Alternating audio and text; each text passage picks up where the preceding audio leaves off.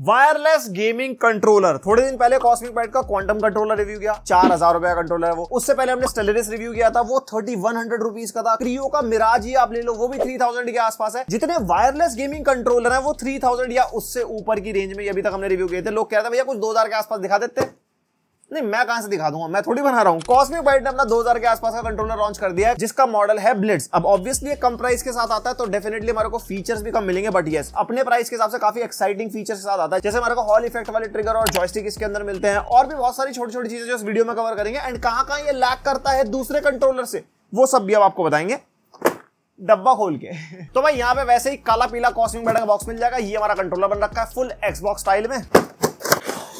ये आ जाता है हमारा कंट्रोलर, और भाई लुक्स तो काफी प्रीमियम है, बट थोड़ा सा ना हल्का फील हो रहा है कंपेयर टू अदर कंट्रोलर्स। एक यूजर मैनुअल मिल जाएगी, एक type A to type C cable मिल जाती है, एंड जो केबल की लेंथ है वो 1.5 मीटर के आसपास है। थोड़ी बड़ी भाई कॉस्मिक बाइट वालों कर दो यार, क्योंकि बंदों को मान लो बैठे डाउन हो गए, कुछ है दूर बैठ के खेलना है तो मैं पीसी के साथ लगा के, बहुत सारी चीजें होती हैं, केबल लंबी होनी चाहिए। और एक यहाँ पे हमारे को कनेक्शन वाली डोंगल मिल जाएगी, वायरलेस कंट्रोलर है ना। एंड यहाँ पे हमारे को कंट्रोलर ऐसा मिल जाता है, पूरा का पूरा एक्सबॉक्स लेआउट वाला कंट्रोलर है, क्योंकि यहाँ पे डी पैड नीचे मिलता है, एंड लॉक स्टिक्स यहाँ पे मिल जाती है हमारे को। एंड जो पूरा कंट्रोलर की जो बिल्ड है वो पॉलीकार्बोनेट में मिलती है, एंड प्लास्टिक की क्वालिटी अच्छी यूज कर रखी है। स्टिल लाइट वेट भी फील होता है ये साथ साथ में। इधर हमारे को टाइप सी पोर्ट मिल जाएगा। पीछे कोई भी हमारे को एक्स्ट्रा मैक्रो वगैरह के बटन नहीं मिलेंगे। यहाँ पे ट्रिगर को लॉक करने का कुछ बटन मिलता है, वो इसके अंदर नहीं हमारे को मिलेगा, जो दूसरे कंट्रोलर में मिल रहा था। ऑब्वियसली प्राइस कम है तो फिर एक्स्ट्रा प्रीमियम फीचर्स फिर हट जाते हैं वहां से। और इस कंट्रोलर का वेट हमारे को 180 ग्राम्स के आसपास मिल जाता है। और इस कंट्रोलर का जो बॉटम वाला पोर्शन है ना, यहाँ पे हमारे को कुछ इस तरीके का ग्रिपी टेक्सचर मिलता है, जो मतलब पकड़ने में ऐसे ग्रिप वाली फील देता है। और जो कंट्रोलर की इन हैंड फील है वो भी बढ़िया मिलती है। ऊपर से पूरा का पूरा मैट फिनिश में है, तो स्क्रैचेस वगैरह पड़ने की कोई टेंशन नहीं है। जितना मर्जी हार्ड रफ यूज करो कोई दिक्कत नहीं। ग्लॉसी में बहुत जल्दी स्क्रैचेस पड़ते हैं। और पूरे कंट्रोलर में कोई भी लाइट हमारे को नहीं मिलती, सिर्फ एक लाइट मिलती है जो बीच में कॉस्मिक बाइट का लोगो है ना, उसके अंदर हमारे को कुछ ऐसी लाइट मिलती है जो 4 पोर्शंस में डिवाइडेड है। अगर ध्यान से देखोगे ना, बीच में गैप बना हुआ है, ये बैटरी इंडिकेशन में काम आता है। और ये हमारा वायरलेस कंट्रोलर है, 2.4 गीगाहर्ट्ज वाली डोंगल आती है इसके साथ। 10 मीटर्स तक की रेंज हमारे को इससे मिलती है, तो आराम से दूर बैठ के भी आप बढ़िया गेमिंग कर सकते हो अपने पीसी से। और इसके अंदर हॉल इफेक्ट वाले ही जॉयस्टिक यूज हो रखे हैं, हॉल इफेक्ट वाले ही ट्रिगर्स यूज हो रखे हैं, यानी कि मैकेनिज्म नहीं मैग्नेट इसके अंदर पोजीशन होती है, जिसकी वजह से इसके अंदर ड्रिफ्टिंग का इशू नहीं आता और हमारे ट्रिगर्स वगैरह जल्दी से खराब नहीं होते। लाइफ अच्छी होती है इन कंट्रोलर की। एंड आई थिंक इस टाइम पे ये एक लौता ऐसा कंट्रोलर है जो इस प्राइस पॉइंट पे हमारे को हॉल इफेक्ट ट्रिगर्स और जॉयस्टिक दे रहा है। बाकी और कोई है तो मेरे को कमेंट में बता देना। और भाई पोलिंग रेट 1000 हर्ट्ज के पोलिंग रेट के साथ ही आता है, यानी कि लेटेंसी का कोई इशू नहीं आएगा। और कितने हर्ट्ज पे कितना पोलिंग रेट होता है उसका आपके सामने ना पूरा चार्ट आ रहा होगा। तो यहाँ पे 1000 हर्ट्ज यानी कि 1 मिली सेकंड की लेटेंसी हमारे को मिलती है। एंड अगर आपको लेटेंसी टेस्ट देखना तो वो भी हमने करा, एक बार आप वो भी देख लो।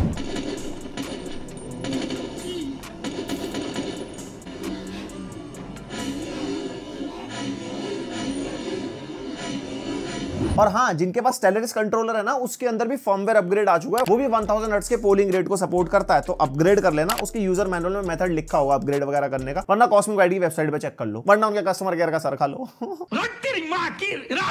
एंड भाई डिवाइस कंपैटिबिलिटी, जैसे कि प्राइस कम है तो कंपैटिबिलिटी काफी लो है इस कंट्रोलर की। एक तो आप पीसी पे चला पाओगे 2.4 गीगाहर्ट्ज डोंगल के थ्रू, एंड ब्लूटूथ इसके अंदर नहीं है, सिर्फ और सिर्फ डोंगल से ही चलता है। और एंड्रॉइड पे सपोर्ट करता है थ्रू ओटीजी, एंड iOS पे 15 पे मैं ट्राई करके देख रहा था ओटीजी वगैरह लगा के, तो आईफोन पे इसका कोई सपोर्ट नहीं है। और जैसे कि एंड्रॉइड पे चल रहा है तो एंड्रॉइड टीवी वगैरह पे भी लगा के आप इसको चला पाओगे। एंड यस, आप इसको वायर्ड भी यूज कर सकते हो, अगर बैटरी डाउन हो गई है और वायरलेसली नहीं चलाना तो वहां पे भी काम हो जाएगा। और भाई फिर आता है गेमिंग एक्सपीरियंस और गेमिंग वाले फीचर। सबसे पहले एक्सपीरियंस की बात करते हैं। एर्गोनॉमिकली कंट्रोलर बहुत बढ़िया है, हाथ में पकड़ के एकदम कंफर्टेबल फील आती है। और मेरे को तो प्लेस्टेशन और एक्सबॉक्स दोनों लेआउट की आदत हो चुकी है, तो मेरे को तो ऐसा चलाने में कोई दिक्कत नहीं है। आप कौन सा लेआउट ज्यादा पसंद करते हो मेरे को कमेंट करके जरूर बताना। एंड गेमिंग एक्सपीरियंस में वाइब्रेशन बहुत मैटर करती है। इसके अंदर वाइब्रेशन इंटेंसिटी कंट्रोल कर सकते हैं, और इसकी वाइब्रेशन इंटेंसिटी कैसे कम ज्यादा करनी है वो इसकी यूजर मैनुअल में मेंशन्ड है। एंड वाइब्रेशन का एक्सपीरियंस अच्छा है, प्रीमियम वाली वाइब्रेशन मिलती है, ऐसे पूरा हाथ हिलाने वाली नहीं है। स्मूथ टाइप की होती है ना, जो प्रीमियम कंट्रोलर वाली फील देती है, वैसी ही वाइब्रेशन है इसके अंदर। एंड ओवरऑल जो गेमिंग का एक्सपीरियंस है, चाहे उसमें इसके ट्रिगर हो गए, चाहे इसकी जॉयस्टिक हो गई, एंड ओवरऑल चाहे एर्गोनॉमिक्स ले लो या वाइब्रेशन ले लो, भाई 2000 रुपए के हिसाब से कहीं से कहीं तक ये दिक्कत नहीं देता। और एक्स्ट्रा गेमिंग फीचर जैसे कि टर्बो का फीचर हमारे को इसके अंदर मिलता है। एक ही बटन को आपको सिंगल एक्शन पे असाइन करना, जैसे आपने एक बटन दबा रखा, कोई फाइटिंग गेम खेल रहे हो, वो चलता रहता है। टर्बो आप असाइन कर सकते हो, वो भी यूजर मैनुअल में मेंशन्ड है इसकी। और यहाँ पे ऑटो टर्बो मिलता है, इवन टर्बो की स्पीड भी मिलती है, स्लो, मीडियम एंड फास्ट, जिसके अंदर स्लो में 5 शॉट्स है, मीडियम में 12 है और फास्ट में 20 है। तो ये डिफरेंट गेम्स के हिसाब से आपको टर्बो सेटअप करनी है, वो आपकी मर्जी है। किसी के अंदर बस बटन बार बार स्मैश नहीं करना,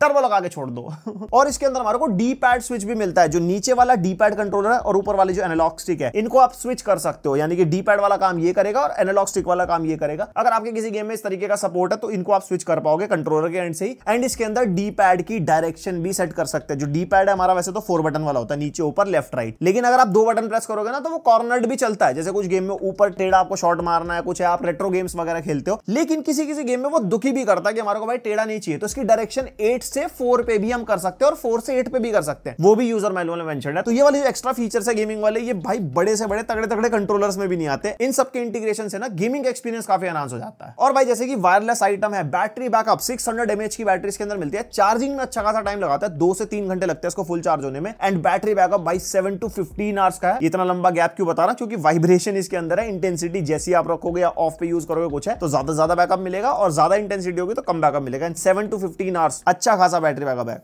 क्या इतने लंबे घंटे बैठ के गेमिंग कर रहे हो आप, तो बर्बाद हो चुके हो तुम। और हाँ, अगर बैटरी खत्म हो जाए तो वायर्ड भी आप इसको चला सकते हो, जिससे चार्ज भी होता रहेगा, आप गेमिंग भी करते रहोगे। और इसके अंदर ना एक लॉक फीचर भी है। फॉर एग्जांपल कहीं ट्रैवल कर रहे हो, आपके बैग में रखा है और बटन दब जाए, अपने आप ऑन हो जाए कंट्रोलर, तो वो चलता रहता है ना। यहाँ पे इसकी यूजर मैनुअल में ना लॉक कैसे करना है वो मेंशन्ड है। आप अपने कंट्रोलर को रख दोगे ना बैग में, कोई भी बटन दबाओ कुछ दबाओ, ये ऑन ही नहीं होगा। आपको यूएसबी लगानी पड़ेगी इसका लॉक हटाने के लिए, जिससे वो ये ऑन होगा। तो ये ट्रैवलिंग में काफी काम आता है। और साथ में एक ऑटो ऑफ का फीचर भी है। आपके पीसी से कनेक्टेड है, आप गेम खेलो तो चलता रहेगा। अगर आपने थोड़ी देर के लिए रख दिया, भले ही कनेक्टेड हो कुछ भी हो, ये ऑटो ऑफ हो जाता है। ये बैटरी को सेव करने में फीचर काफी काम आते हैं। छोटी छोटी चीजें काफी इंटीग्रेट कर देता है कॉस्मिक वाइट, जिससे चीज इनकी थोड़ी स्पेशल बन जाती है। तो बस यही था इसका पूरा रिव्यू, कॉस्मिक वाइट ब्लिट्ज 2000 के आसपास का wireless gaming controller. Specifically for PC users में कहूंगा, पीसी पे ही इसकी वाइब्रेशन चलती है। एंड्रॉइड फोन पे वाइब्रेशन नहीं चलती कंट्रोलर की, इवन किसी की भी नहीं चलती है आज तक जितने मैंने टेस्ट किया है। एंड 2000 के आसपास का बजट है, सिर्फ पीसी के लिए या समटाइम्स एंड्रॉइड के लिए कंट्रोलर चाहिए, तो ये एक काफी अच्छा ऑप्शन है आज की डेट में। लेकिन अगर आपको ज्यादा कंपैटिबिलिटी चाहिए, प्ले स्टेशन वाली, निंटेंडो स्विच वाली, पीसी, एंड्रॉइड, आईओएस सब पे चलने वाले, तो इनके स्टेलरिस और क्वांटम कंट्रोलर के रिव्यूज भी आप चेक कर सकते हो। वो काफी ज्यादा फीचर के साथ आते हैं और वो काफी महंगे भी हैं, लाइटों के तड़के भी हैं। तो भाई इसका लिंक मैं डिस्क्रिप्शन में दे दूंगा। आपको कैसा लगा कंट्रोलर मेरे को कमेंट करके बताना। उन दोनों कंट्रोलर के वीडियो के लिंक्स भी मिल जाएंगे, तो वो वाली वीडियो भी देख लेना इस वीडियो के बाद। एंड पसंद है वीडियो लाइक मारो, पहली बार हो सब्सक्राइब। मिलता है नेक्स्ट वीडियो, तक के लिए बाय।